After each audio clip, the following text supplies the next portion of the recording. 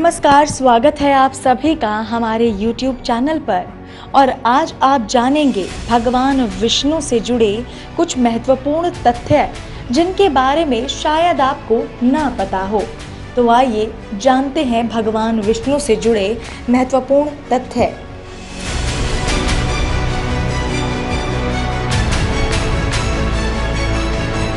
श्री सनकादि मुनि धर्म ग्रंथों के अनुसार सृष्टि के आरंभ में लोक पितामह ब्रह्मा ने अनेक लोकों की रचना करने की इच्छा से घोर तपस्या की।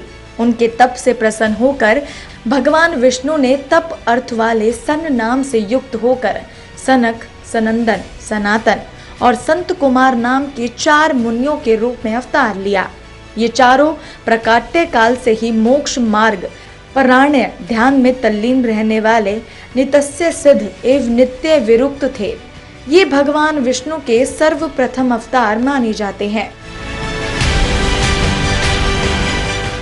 वराह अवतार धर्म ग्रंथों के अनुसार भगवान विष्णु ने दूसरा अवतार वराह रूप में लिया था। वराह अवतार से जुड़ी कथा कुछ इस प्रकार है। पुरातन समय में दैत्य हिरण्याक्ष ने जब पृथ्वी को ले जाकर समुद्र में छिपा दिया तब ब्रह्मा की नाक से भगवान विष्णु वराह रूप में प्रकट हुए। भगवान विष्णु के इस रूप को देखकर सभी देवताओं व ऋषि मुनियों ने उनकी स्तुति की। सबके आग्रह पर भगवान वराह ने पृथ्वी को ढूंढना आरंभ किया।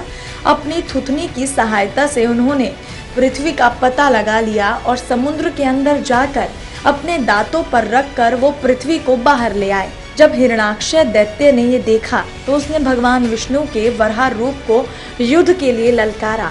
दोनों में भीषण युद्ध हुआ। अंततः में भगवान वराह ने हिरण्याक्ष का वध कर दिया। इसके बाद भगवान वराह ने अपने खुरों से जल को स्तंभित कर उस पर पृथ्वी को स्थापित कर दिया। नारद अवतार वहां उपस्थित थे। भगवान कपिल के क्रोध से ही राजा सगर के 60,000 पुत्र भस्म हो गए थे। भगवान कपिल सांख्य दर्शन के प्रवर्तक हैं।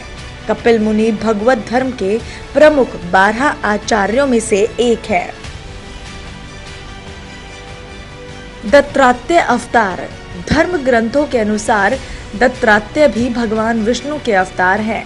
इनकी उत्पत्ति की कथा कुछ इस प्रकार है।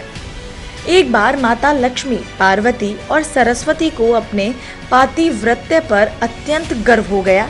भगवान ने इनका अहंकार नष्ट करने के लिए लीला रची।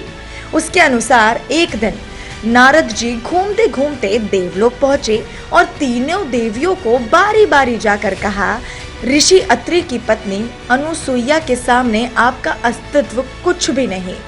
तीनों देवियों ने ये बात अपने स्वामियों को बताई और उनसे कहा कि अनुसुईया के पातिव्रत्य की परीक्षा ले। तब भगवान शंकर, विष्णु और ब्रह्मा साधु वेश बनाकर अत्रि मुनि के आश्रम गए। महर्षि अत्रि उस समय आश्रम में नहीं थे। तीनों ने देवी अनुसुईया से भिक्षा मांगी, मगर ये भी कहा कि आपको निर्वस्त्र होकर हमें भिक्षा देनी होगी। अनुसुईया पहले तो ये सुनकर चौंक गई, लेकिन फिर साधुओं का अपमान ना हो इस जड़ से उन्होंने अपने पति का स्मरण किया और बोला कि यदि मेरे पातिव्रत्य धर्म सत्य है तो ये तीनों साधु 6 मास के शिशु हो जाए। ऐसा बोलते ही त्रिदेव शिशु होकर रोने लगे। तब अनुसुईया ने माता बनकर उन्हें गोद में लेकर स्तनपान कराया और पालने में झूला झुलाया। जब तीनों देव अपने स्थान पर नहीं लौटे तो देवियां व्याकुल हो गई। तब नारद ने वहां आकर सारी बात बताई। तीनों देवियां अनुसुईया के पास आईं और क्षमा मांगी। तब देवी अनुसुईया ने त्रिदेव को अपने पूर्व रूप में कर दिया। प्रसन्न होकर त्रिदेव ने उन्हें वरदान दिया, हम तीनों अपने अंश से तुम्हारे गर्भ से पुत्र रूप में जन्म लेंगे। तब ब्रह्मा के अंश से चंद्रमा, शंकर के अंश से दुर्वासा और विष्णु के अंश से दत्तात्रेय का जन्म हुआ। यज्ञ भगवान विष्णु के 7वें अवतार का नाम यज्ञ है। धर्म ग्रंथों के अनुसार भगवान यज्ञ का जन्म स्वयंभुव मन्वंतर में हुआ था। स्वयंभुव मनु की पत्नी शतरूपा के गर्भ से आकुति का जन्म हुआ। वो रुचि प्रजापति की पत्नी हुई। इन्हीं आकुति के यहाँ भगवान विष्णु यज्ञ नाम से अवतरित हुए। भगवान यज्ञ के उनकी धर्मपत्नी दक्षिणा से अत्यंत तेजस्वी 12 पुत्र उत्पन्न हुए। वो भी स्वयंभुव मन्वंतर में याम नामक 12 देवता कहलाए। भगवान ऋषभ देव। भगवान विष्णु ने ऋषभ देव के रूप में 8वां अवतार लिया। धर्म ग्रंथों के अनुसार महाराजा नाभि की कोई संतान नहीं थी। इस कारण उन्होंने अपनी धर्म पत्नी मेरु देवी के साथ पुत्र की कामना से यज्ञ किया। यज्ञ से प्रसन्न होकर भगवान विष्णु स्वयं प्रकट हुए और उन्होंने महाराजा नाभि को वरदान दिया कि मैं ही तुम्हारे यहाँ पुत्र के रूप में जन्म दूंगा। वरदान स्वरूप कुछ समय बाद भगवान विष्णु महाराज नाभि के यहाँ पुत्र के रूप में जन्मे।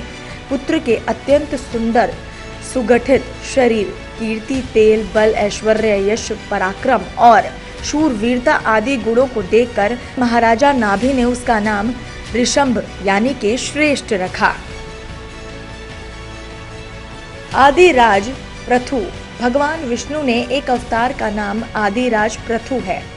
धर्म ग्रंथों के अनुसार स्वयंभुव मुनु के वंश में अंग नामक प्रजापति का विवाह मृत्यु की मानसिक पुत्री सुनीता के नाम से हुआ।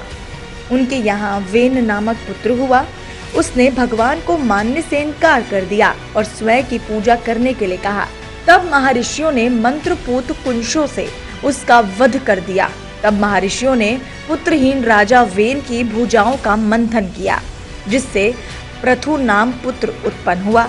पृथु के दाहिने हाथ में चक्र और चरणों में कमल का चिन्ह देखकर ऋषियों ने बताया कि पृथु के वेश में स्वयं श्री हरि का अंश अवतरित हुआ है। मत्स्य अवतार।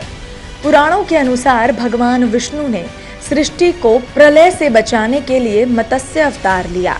इसकी कथा कुछ इस प्रकार है। कृतयुग के आदि में राजा सत्यव्रत हुए। राजा सत्यव्रत एक दिन नदी में स्नान कर जलांजलि दे रहे थे। अचानक उनकी अंजलि में एक छोटी सी मछली आई। उन्होंने देखा तो सोचा वापस सागर में डाल दूं, लेकिन उस मछली ने बोला, आप मुझे सागर में मत डालिए, अन्यथा बड़ी मछलियां मुझे खा जाएंगी। तब राजा सत्यव्रत ने मछली को अपने कमंडल में रख दिया। मछली और बड़ी हो गई तो राजा ने उसे अपने सरोवर में रखा। तब देखते ही देखते मछली और बड़ी हो गई। राजा को समझ आ गया कि वो कोई साधारण जीव नहीं है। राजा ने मछली से वास्तविक स्वरूप में आने की प्रार्थना की। राजा की प्रार्थना सुन साक्षात 4 भुजाधारी भगवान विष्णु प्रकट हो गए और उन्होंने कहा कि ये मेरा मत्स्य अवतार है। कूर्म अवतार। धर्म ग्रंथों के अनुसार भगवान विष्णु ने कूर्म यानी के कछुए का अवतार लेकर समुद्र मंथन में सहायता की थी।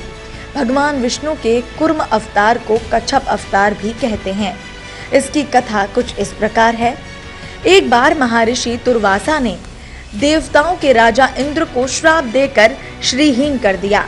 इंद्र जब भगवान विष्णु के पास गए तो उन्होंने समुद्र मंथन करने के लिए कहा। तब इंद्र भगवान विष्णु के कहे अनुसार दैत्यों वे देवताओं के साथ मिलकर समुद्र मंथन करने के लिए तैयार हो गए। समुद्र मंथन करने के लिए मंदरांचल पर्वत को मथानी एवं नागराज वासुकी को नेति बनाया गया। देवताओं और दैत्यों ने अपना मतभेद बुलाकर मदरांचल और उखाड़ा और उसे समुद्र की ओर ले चले, लेकिन वो उससे अधिक दूर तक नहीं ले जा सके। तब भगवान विष्णु ने मदरांचल को समुद्र तट पर रख दिया। देवताओं और दैत्यों ने मदरांचल को समुद्र में डालकर नागराज वासुकी को नेति बनाया, किंतु मदरांचल के नीचे कोई आधार नहीं होने के कारण वो समुद्र में डूबने लगा। ये देखकर भगवान विष्णु ने विशाल कूर्म कछुए को रूप धारण कर समुद्र में मदरांचल के आधार बन गए। भगवान कूर्म की विशाल पीठ पर मदरांचल तेजी से घूमने लगा और इस प्रकार समुद्र मंथन संपन्न हुआ। भगवान धन्वंतरी। धर्म ग्रंथों के अनुसार जब देवताओं व दैत्यों ने मिलकर समुद्र मंथन किया तो उसमें से सबसे पहले भयंकर विष निकला, जिसे भगवान शिव ने पी लिया। इसके बाद समुद्र मंथन में उच्च श्रवा घोड़ा, देवी लक्ष्मी, ऐरावत हाथी, कल्प वृक्ष, अप्सराएं और भी बहुत से रत्न निकले। सबसे अंत में भगवान धन्वंतरी अमृत कलश लेकर प्रकट हुए। यही धन्वंतरी भगवान विष्णु के अवतार माने गए हैं। इन्हें औषधियों का स्वामी भी माना गया है। भगवान नरसिंह। भगवान विष्णु ने नरसिंह अवतार लेकर दैत्यों के राजा हिरण्याकश्यप का वध किया। इस अवतार की कथा कुछ इस प्रकार है। धर्म ग्रंथों के अनुसार दैत्यों का राजा हिरण्याकश्यप स्वयं को भगवान से अधिक बलवान मानता था।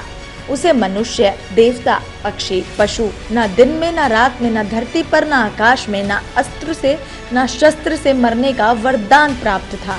उसके राज में जो भी भगवान विष्णु की पूजा करता था उसको दंड दिया जाता था। उसके पुत्र का नाम प्रहलाद था। प्रहलाद बचपन से ही भगवान विष्णु का परम भक्त था। ये बात जब हिरण्याकश्यप को पता चली तो वो बहुत क्रोधित हुआ और प्रहलाद को समझाने का प्रयास किया, लेकिन फिर भी जब प्रहलाद नहीं माना तो हिरण्याकश्यप ने उसे मृत्यु दंड दे दिया। हर बार भगवान विष्णु के चमत्कार से वो बच गया। हिरण्याकश्यप की बहन होलिका, जिसे अग्नि से न जलने का वरदान प्राप्त था, वो प्रहलाद को लेकर धधकती हुई अग्नि में बैठ गई। तब भी भगवान विष्णु की कृपा से प्रहलाद बच गया और होलिका जल गई। जब हिरण्याकश्यप स्वयं प्रहलाद को मारने ही वाला था, तब भगवान विष्णु नरसिंह का अवतार लेकर खंबे से प्रकट हुए और उन्होंने अपने नाखूनों से हिरण्याकश्यप का वध कर दिया।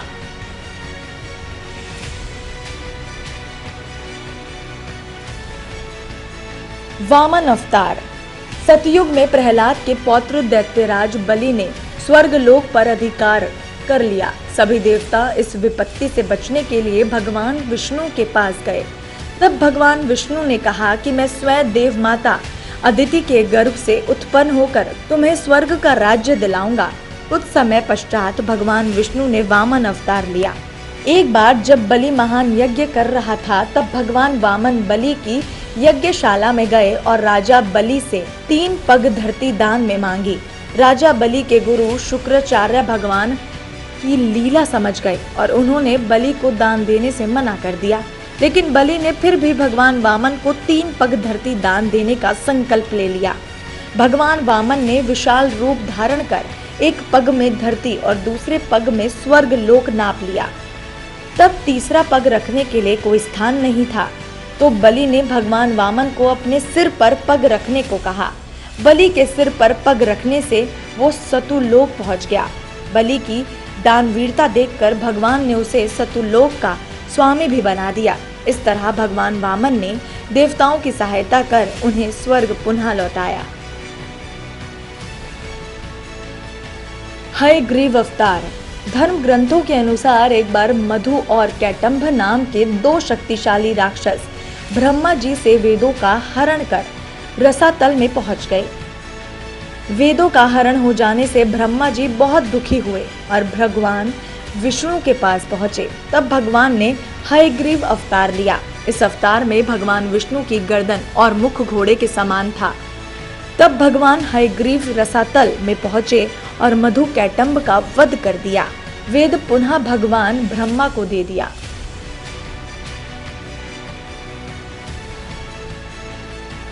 परशुराम अवतार। हिंदू धर्म ग्रंथों के अनुसार परशुराम विष्णु भगवान जी के प्रमुख अवतारों में से एक है। भगवान परशुराम के जन्म के संबंध में 2 कथाएं प्रचलित हैं। हरिवंश पुराण के अनुसार उन्हीं में से एक कथा कुछ इस प्रकार है। प्राचीन समय में महिष्मती नगरी पर शक्तिशाली हयवंशी क्षत्रिय कार्तिवीर्य अर्जुन का शासन था। वो बहुत अभिमानी था और अत्याचारी भी। एक बार अग्निदेव ने उसे भोजन कराने का आग्रह किया। तब सहस्त्रबाहु ने घमंड में आकर कहा कि आप जहाँ से चाहे भोजन प्राप्त कर सकते हैं, सभी ओर मेरा ही राज है। तब अग्निदेव ने वनों को जलाना शुरू कर दिया। एक वन में ऋषि आपस तपस्या कर रहे थे। अग्नि ने उनके आश्रम को भी जला डाला। इससे क्रोधित होकर ऋषि ने सहस्त्रबाहु को श्राप दिया कि भगवान विष्णु परशुराम के रूप में जन्म लेंगे और न सिर्फ सहस्त्रबाहु का नहीं बल्कि समस्त क्षत्रियों का सर्वनाश करेंगे। इस प्रकार भगवान विष्णु ने भार्गव कुल में महर्षि जमदग्नि के 5वें पुत्र के रूप में जन्म लिया।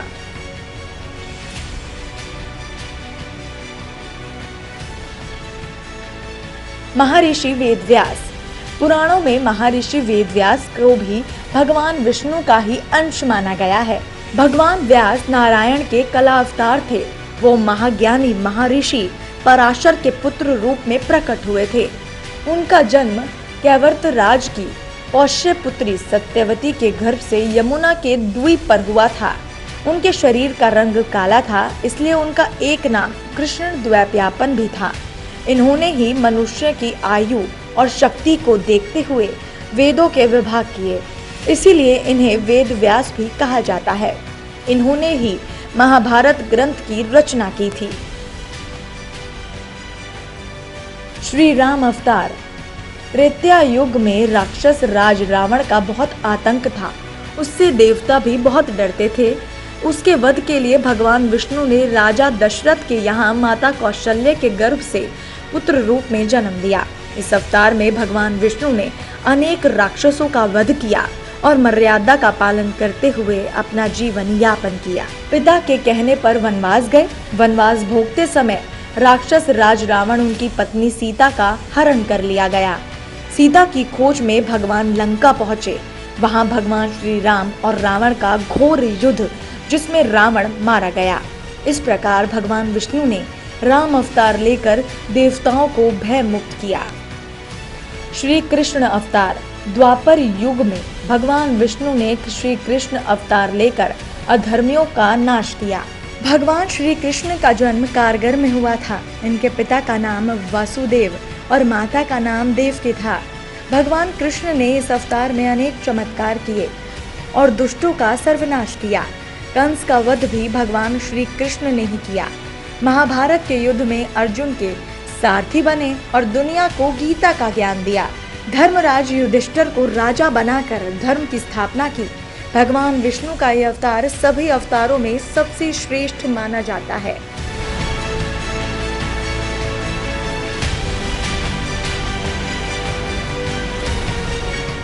बुद्ध अवतार। धर्म ग्रंथों के अनुसार बौद्ध धर्म के प्रवर्तक गौतम बुद्ध भी भगवान विष्णु के ही अवतार थे। भगवान विष्णु के ही अवतार थे, परंतु पुराणों में वर्णित भगवान बुद्ध देव का जन्म गया के समीप कीकट में हुआ था। बताया गया है कि उनके पिता का नाम अजन। ये प्रसंग पुराण वर्णित बुद्धावतार का ही है। कल्कि अवतार। धर्म ग्रंथों के अनुसार कलयुग में भगवान विष्णु ने कल्कि रूप में अवतार लिया। कल्कि अवतार कलयुग व सतयुग के संधि काल में होगा। यह अवतार 64 कलाओं से युक्त होगा। पुराणों के अनुसार उत्तर प्रदेश के मुरादाबाद जिले के शंभल नामक स्थान पर विष्णु यशा नामक तपस्वी ब्राह्मण के घर भगवान कल्कि पुत्र रूप में जन्म लेंगे। कल्कि देवदत्त नामक घोड़े पर सवार होकर संसार में पापियों का विनाश करेंगे और धर्म की पुनः स्थापना करेंगे।